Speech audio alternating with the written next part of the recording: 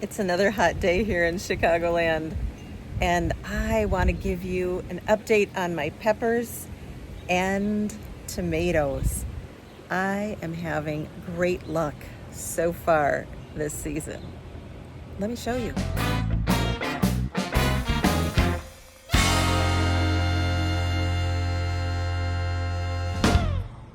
This is my Alma paprika, and these are beautiful peppers forming up here.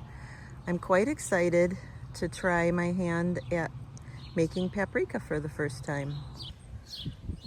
These are two sweet Ingrid peppers. They are lovely. You can see they are forming up great now. These will turn purple. This one is two plants of the Jimmy Nardello peppers. They are really interesting looking, aren't they? This is a habanada plant. That is a habanero without the heat. And we've had lots of flowers. I've got little baby buds showing, but no actual discernible peppers yet.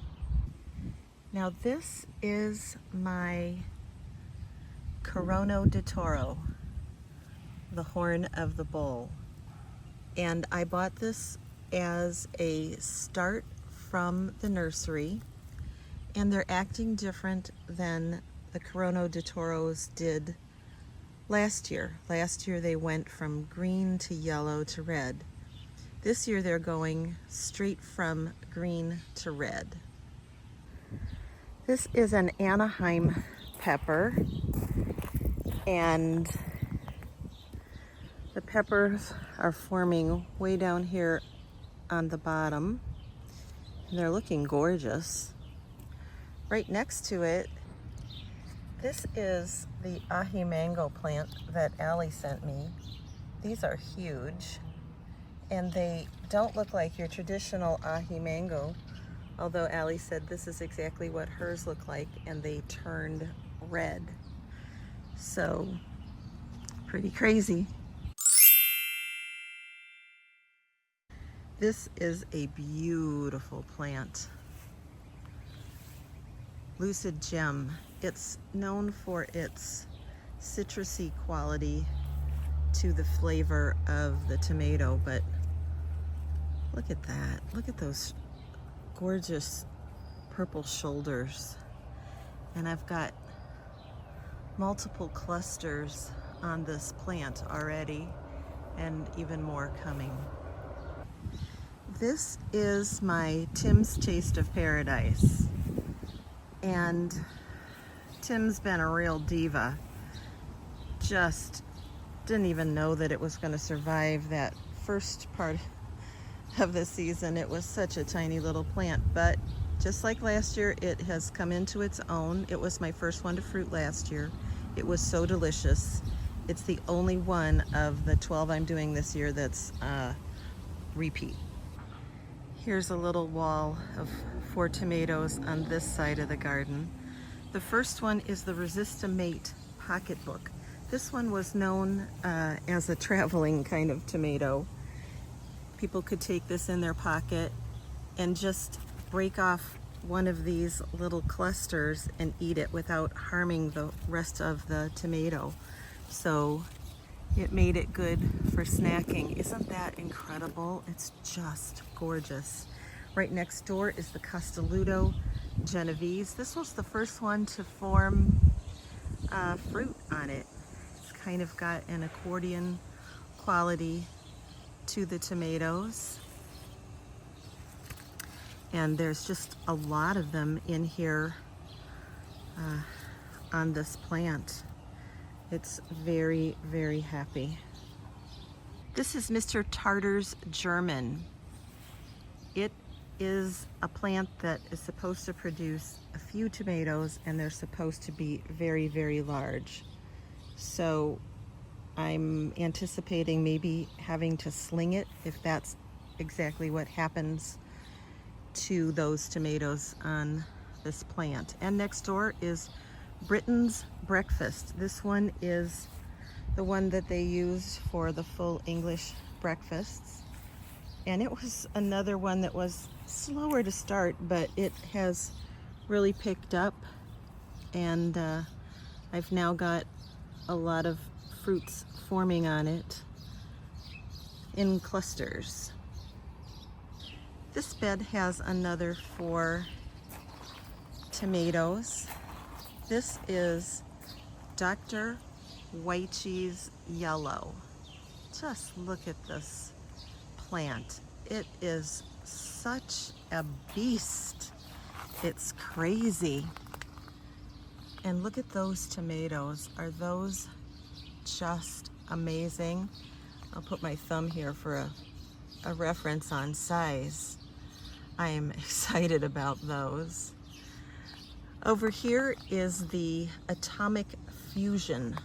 This is kind of a Brad's Atomic that's a little more stable, and the fruit can hang on the vine a little bit longer than Brad's Atomic, and the fruit's a little bit larger than a Brad's Atomic. But look at those, amazing.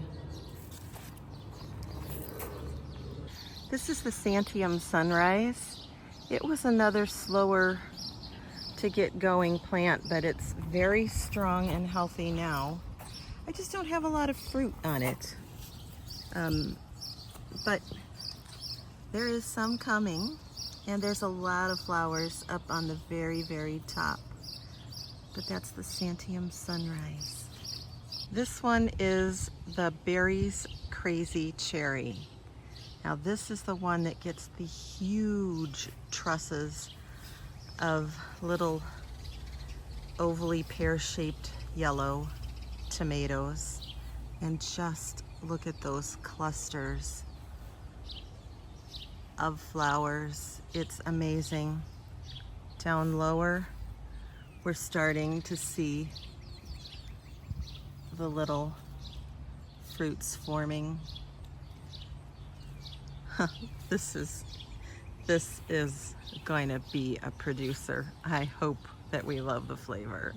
Typically, I am not a pot tomato person. I do mine in the big raised beds, but I needed space, and these are smaller tomato plants. This one is the Golden Hour.